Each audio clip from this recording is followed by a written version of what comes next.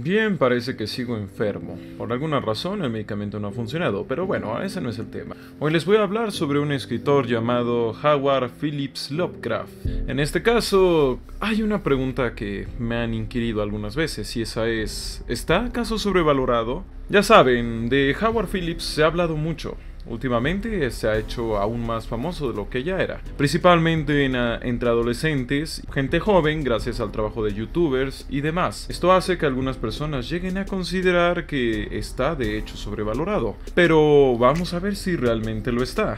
Es que el punto de Howard Phillips Lovecraft es que por este asunto de la oscuridad, la tristeza y la depresión podrían llegar a pensar que es como un Linkin Park, un Evanescence, como se dijera, no me acuerdo.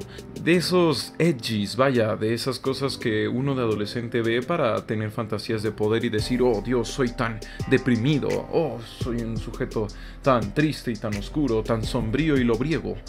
Todos los días de mi vida son oscuridad. Cosas por el estilo, lo sé. Pero no, para nada Howard no tiene este tipo de cánones. Hay que considerar lo siguiente. ¿Cuándo algo es sobrevalorado? ¿Cómo puedes decir que algo es o no sobrevalorado? Este es el verdadero punto de la idea. Porque yo podría decirte lo genial que es Howard Phillips y bien eso podría ser sobrevaloración sin más. La única manera creo yo, para ver si algo es o no sobrevalorado es sobre si puede ser defendido en argumentación, el cual es el caso de algunos tantos escritores que para variar sí están sobrevalorados, como el caso por ejemplo de Paulo Coelho, cuyos escritos no pueden ser defendidos. Muchas veces cuando intentas que alguien los defienda a través de la argumentación, lo último en lo que cae siempre es oh, es que no eres lo suficientemente listo o profundo para ver las implicaciones de su bella y magna obra. Eso claramente no es una defensa. Y el hecho de que haya vendido tanto con ningún tipo de mensaje y ningún tipo de capacidad de ser defendida su obra, entonces nos muestra que sí, en efecto, Paulo Coelho está sobrevalorado. ¿Por qué? Porque se le está dando más aprecio, se le está dando más revuelo y fama, de la cual merece prácticamente en referencia a la calidad que maneja en sus escritos, ¿no? En el caso de Howard Phillips Lovecraft, por el contrario, podríamos decir que de hecho era muy infravalorado. Es alguien que tiene todo el caso contrario, no es alguien que se hace famoso de la nada, no es alguien que tiene un mega hit. Por el contrario, él murió en el pleno anonimato. Eso es algo, supongo que ya muchos han de saber. Pero él murió en un anonimato profundo porque su obra no era reconocida en su tiempo. Pero cordura, mira, yo lo he leído y es que es aburrido, no da miedo. El asunto de la literatura de terror, hay que considerarlo, es que es complejo causar miedo. Y por otro lado, si tú estás acostumbrado solo a películas de terror e incluso videojuegos de terror y no eres muy lector, lo más probable es que no logres la inmersión necesaria. Y no digo esto porque, oh sí, no eres suficientemente inteligente para leer a Lovecraft. No, de hecho, es algo muy común que le ocurre a las personas que no leen mucho, que incluso las historias más interesantes les parecen aburridas, no les generan gancho, porque se dan cuenta que con el tiempo empiezan a consumir más bien la imagen en vez de la trama, la historia o la narrativa. Esto es lo que pasa. Pero, en el caso de Lovecraft, como ya lo dije, con el paso del tiempo se fue haciendo apreciado, se le fue valorando, porque lo que hizo él, y luego más adelante su círculo de escritores, ha transformado por completo al horror. Aquí podría entrar el contraargumento: lo de Lovecraft no es innovador, por tanto no es bueno. Pues déjenme decirles, sí es innovador. Deshumanizó prácticamente el horror. Antes de él, la forma más deshumanizada de horror eran fantasmas y cosas sobrenaturales que al final de cuentas eran proyecciones de horror humano. Esto ya lo habían dicho, por ejemplo, en su video Scanliner. El hombre lobo es el miedo a la bestialidad humana. Frankenstein, el miedo a que la ciencia humana se le salga de control y termine transformándolo.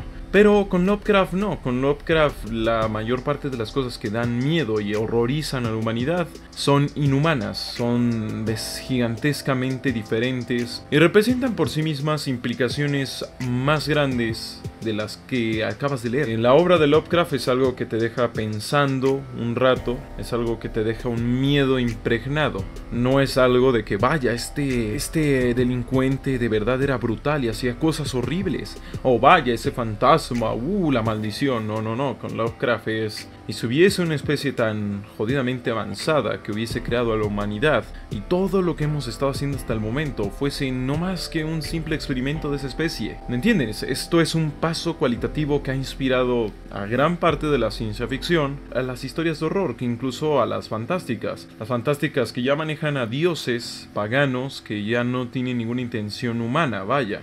Pero bueno, no tengo más que decir que si te gusta Stephen King, pues tendrías que agradecerle a Lovecraft. Y claro, también a Poe. Pero Cordura, el Lovecraft escribía mal. Mira, no escribe como, por ejemplo, Paulo Coelho.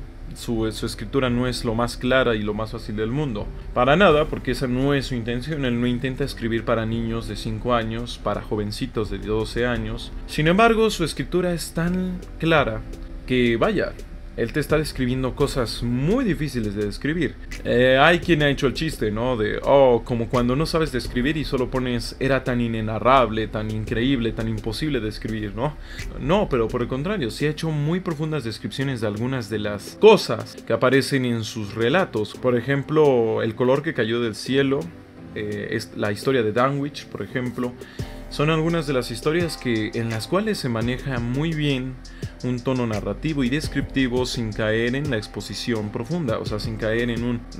bueno, permítanme detener la historia para decirles qué va pasando. No, por el contrario, de hecho él maneja mucho este tono detectivesco, académico, porque es lo que mejor se adecua. Eso sí, él no escribe historias sobre personajes, o sea, él no habla sobre cómo Pepito se hizo más grande y se hizo mejor persona a raíz de enfrentar a sus miedos, no, por el contrario, en sus historias los personajes se convierten lentamente en cáscaras sin esperanza o sin motivo para seguir viviendo. Y esto nuevamente porque los horrores a los que expone a sus personajes son tan elevados, son tan grandes, que destruyen todo canon de la mente humana.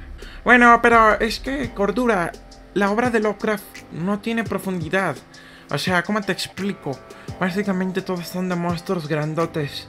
No, por el contrario, él plantea muchas cosas, por ejemplo, el miedo al infinito, el miedo a la inmensidad del cosmos, las divergencias biológicas entre seres diferentemente evolucionados. O sea, alguien más evolucionado que un ser humano no tendría exactamente que verse como un humano alargado, como nosotros nos imaginamos a veces a los aliens. No.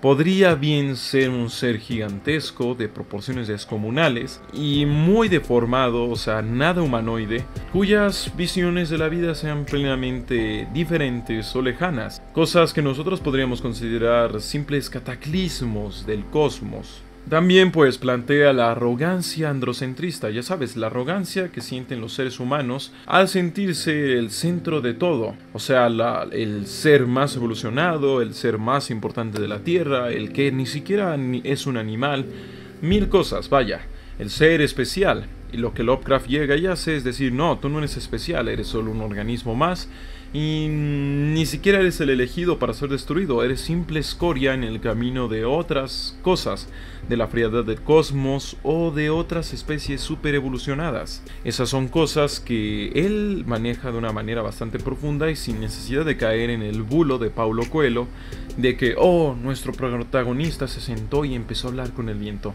Si vas a meter filosofía a tus libros, a tus textos, no hagas esa ridiculez de hacer que la vida hable contigo, el espacio hable contigo. Esa es una forma barata de meter filosofía. La mejor forma de meter filosofía es mostrar los efectos de una visión.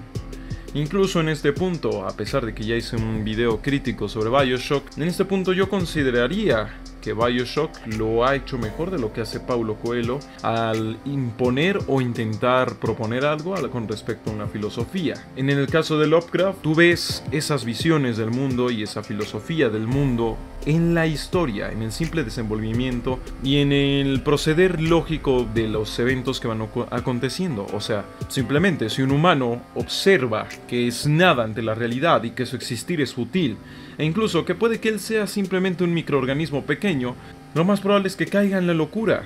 O sea, al ver algo tan aterrador y tan increíble, lo más probable es que la mente de un ser humano pequeño decaiga, y eso él te lo muestra sin explicarlo, simplemente lo hace. Y lo hace de una forma en la cual te das cuenta. Claro, si tiene la suficiente comprensión lectora, porque reitero, si tú empiezas y dices, bueno, yo nunca en mi vida he leído un libro, pero me voy a poner a leer Lovecraft porque mi youtuber favorito es un top de las bestias Lovecraftianas, o porque juega al Bloodborne, probablemente se te haga aburrido. O sea, imagínate que tú nunca has visto una película y de repente te pones a ver La Naranja Mecánica. ¿Crees tú que captarás todos los matices y todas las cosas que tiene esta obra?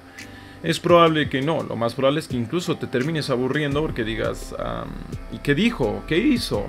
Todo arte tiene una escalada, una lenta escalada de apreciación. Hay quienes lo aprecian más, hay quienes lo aprecian menos. Así también con la literatura, no tiene nada que ver con, oh Dios, soy más inteligente porque yo sí veo al Rick and Morty, o yo sí leo a Lovecraft. No, para nada. Bueno, así que, ¿Lovecraft está sobrevalorado? Bueno, ya di todos los argumentos al respecto. No lo está.